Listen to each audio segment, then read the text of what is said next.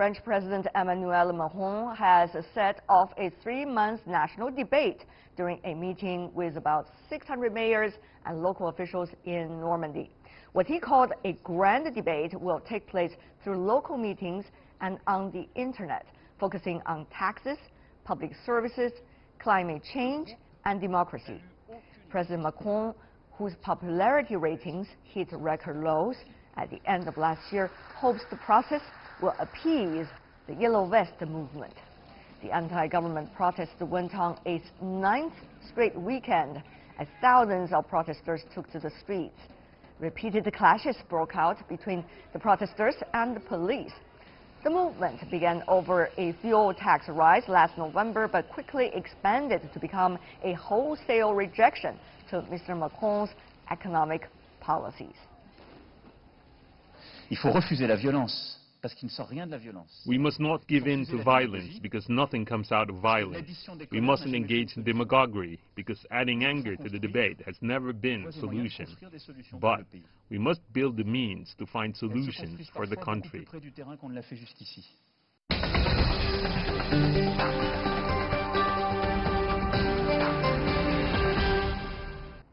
So how could Mr. Macron's peace offering to the people go? Let's turn to our panelists to find out. In Paris, we have Joe Rouet, who is the chairman of the Bridge Tank. Also in Paris, we have Alexei Poulain, who is the co-founder of Le Monde Modern. And also in our Beijing studio, Cui Hongjian, once again, director of the Department of European Studies with China Institute of International Studies. Gentlemen, welcome. So, shall we have the two French panelists helping us to understand your perspective of the realities on the ground? Mr. Rouet first. What's next? Tianwei, good evening. You mentioned about chaos, you mentioned about debate. I hope debate is not leading to chaos. I think what's next is a real sound debate. And it's only the second act of the revolution launched by Mr. Macron. When he won the election, he destroyed the parties. The people in the street, they voted to reinforce for destroying the parties. They did not want to be recuperated by the parties. Okay. Now we'll have a real debate because we need to invent new forms of democracy, new mediums, new institutions. That's the there's a lot of hope being pinned on to those so-called national debate and great debate. As you may know, the debate could play on for quite some time. Mr. Poulain, your thoughts? I don't think it will be a real debate. I think what we've heard from the majority is that the question have been asked by the President, and the answer will be only for the question asked by the President, not really by the question asked for the French people. It looks more like a new campaign in light of the European election coming in May, rather than a real need of debate or a real open debate. The questions, and you have red lines about ISF, about taxes, and clearly the policy of Emmanuel Macron won't change after the debate. There might be some cosmetic changes, but the core of Emmanuel Macron policy is to be a liberal in France and to try to make sure that there is more debt market and put people in difficult position, in more difficult position. And if you hear him talking, it's always the fault of the poor, the fact that they're in this situation. So it looks like a political campaign more than a debate. Mr. Cui, of course, when the President Macron proposed this grand debate, at least two things can be achieved. One is to let people have their air out. At least there's a debate, right? They were complaining there's no debate, and the President was saying everything, and therefore put into the policy. Now there is a debate. Secondly, this is also, in a way, responding to people's accusation that the President is leading the country to nowhere without the input of the people. And now there is the input of the people. But a debate is a debate. It's not a policy-making process. So, Mr. Cui, once again, what's next? Yes, I think firstly, there will be a debate in French society. I think it could be better than there is no ending debate, because I think that the major purpose from the government, from President Macron, is try to do something to help. Well, you could say the French are debating anyway. Yes, and also I think of course, it's a kind of a reaction from the government and President Macron towards this Yellow Vest movement. Yeah. Because once there will be some more movement in the street, it will be, I mean, very, very bad for this reform agenda for the government. But of course, I think now the question is how about the censoriousness from the government, from President Macron, just like our French guest mentioned, that there should be a real and a two-way debate between the people and the government. Well, you're talking about the election now. Yes. It seems that, Mr. Cui, that's but otherwise, I think there will be some, maybe, it would be another kind of stimulation for more and more movement in the street. I understand that, Mr. Pouet, for the French tradition, what's happening in the streets is very much likely to be reflected eventually and quickly into the national politics. But on the other hand, how much of the resentment being expressed by a few thousand people or maybe 10,000 people, 20,000 people into the streets, reflecting the national picture, it could be a question mark, and therefore how much attention they should get, and also how much adjustment of the policies eventually already being implemented should be readjusted. That's also a very interesting question, isn't it, Mr. Jouet? Now when you think about it. No, I agree with what was said. There is a risk it's a kind of political campaign before the European election, and this will partly be. But if Emmanuel Macron and if the government don't listen, this will not be sustainable. So I think sooner or later they will have to listen, and they will listen. And Tianwei, as you mentioned very rightly, you know, Frank, some part of the what is expressed in the street will percolate into the reforms.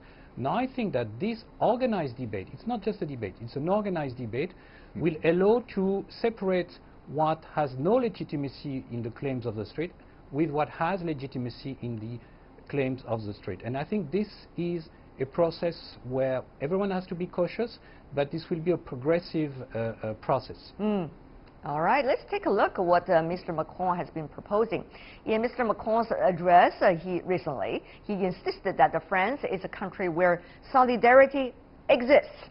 In his consultations, he asked whether there were public services that should be abolished because they are not cost-effective. Macron also has pointed out to high-speed trains, mostly free education, subsidized health care, and excellent infrastructure at France, taxes at work. To a certain extent, I have to say to our panelists, Mr. Boulin, what he said, the president said, it's true that he does have a grand blueprint for your country, France, and yet is it a communication issue, or is the president too wishful thinking based on what the current realities are in France?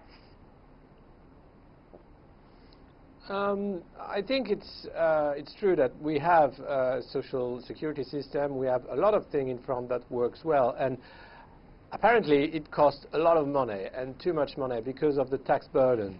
So the question is, where do you get the money to fund these social services? And this question isn't asked by President Macron. The first question is, which social services, which public services should we cut because we don't have the money? It's not the question of where should we get the money, because there is a lot of money in tax evasion. There is a lot of money to just reinvent and reinvest in a transition measure for the green economy, but also to make sure that our public services work well. Why is Emmanuel Macron selling energy, hydro energy assets of France, or privatizing Aéroport de Paris, the Parisian airport? What is the sense of privatization? It's short-term money for the state budget, because France, of course, has a big debt and a small budget. But the question is, why can't we find out social and tax justice so that the state works and has the means to function well? Okay. I don't want to use that word, but really, it is all about that. It's money, money, and money. So, Mr. Cui, the nature of this debate, I guess we come to a very solemn point. That is, where does the money come from? We repeated that debate many times, and friends also on a daily basis, I guess, right now. But to what extent is the issue of money relevant? Is this about money issue, or is this about vision issue, or is this about whether France will come to a consensus about what kind of country its people want?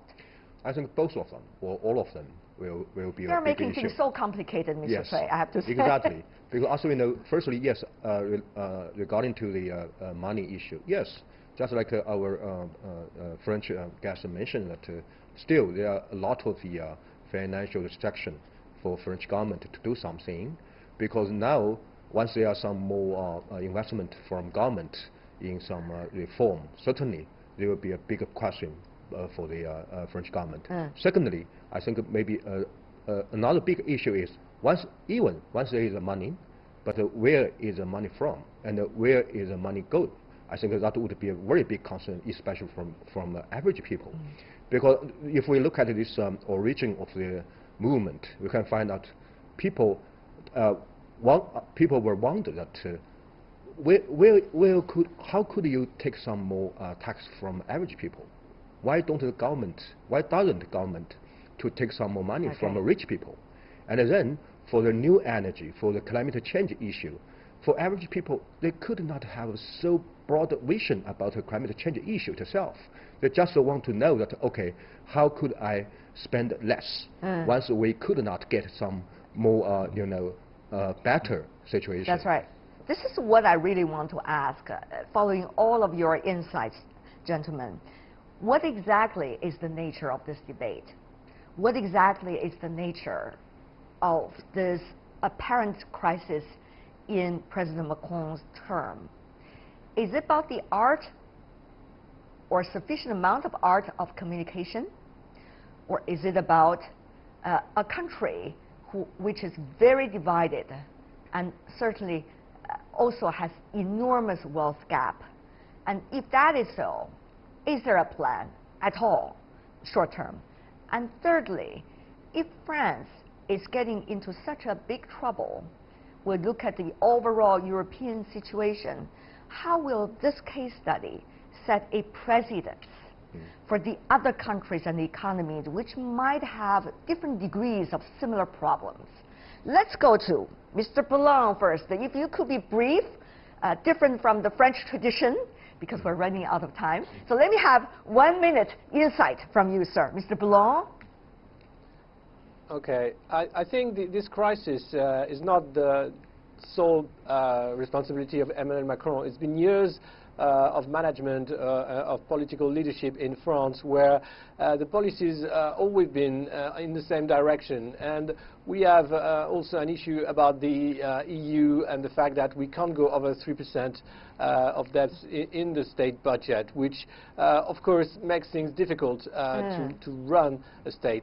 But the main question, and it's everywhere the same question, is the fact that big countries are divided between the one who have and the one who have nots. Right. And so far the one who have nots are visible and they are protesting or they are voting in our democracies. So that's where the crisis comes from, is that so far the have-not could believe in progress, could believe that there would be a change in the future. It's not the case anymore. All right, Mr. Cui, you also have fairly only 1 minute and less. Yes, I think maybe the purpose from President Macron tried to deal with the issue of so-called democratic deficit now in a French society. But now I'm afraid that how about the approach of this debate we'll have. Once there is not a two-way or open debate happened, I'm afraid that the final outcomes will be strengthen the impression from average people about the image of the current French government, and especially President Macron himself as the representative of elite, of the rich people. Once it happens, I think there will be a failure of this debate. All right, last but certainly not least, Mr. Rouet, also 1 minute, if you can, sir. Yeah, Tianwei, you mentioned about money. I don't think it's the point. I think it's budget.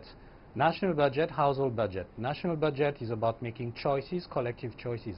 No country in the world can make everything. We have to choose. Now we have to make a new collective vision. That's one part of the debate. On the households, I would not say you have the have-nots. You have rather what remains after you've paid all the compulsory taxes, which is the amount of freedom you keep out of your money. And then it's about negotiating that. That's the other part of the budget, of the debate. And that's again a part of choice. So, you know, it's choice for the elites and the government, choice for the have-nots or the people. It's about choice, so it's about debate. And you see the French can be short sometimes. Well, they're not short of anything in that sense, the two things you just mentioned. For now, I want to thank the three of you, gentlemen, for helping us understand all the latest of what's going on in France and the nature of the real debate. Cui Hongjian, Joe Ruet, Alexis Poulin, really appreciate it. Thank you so much.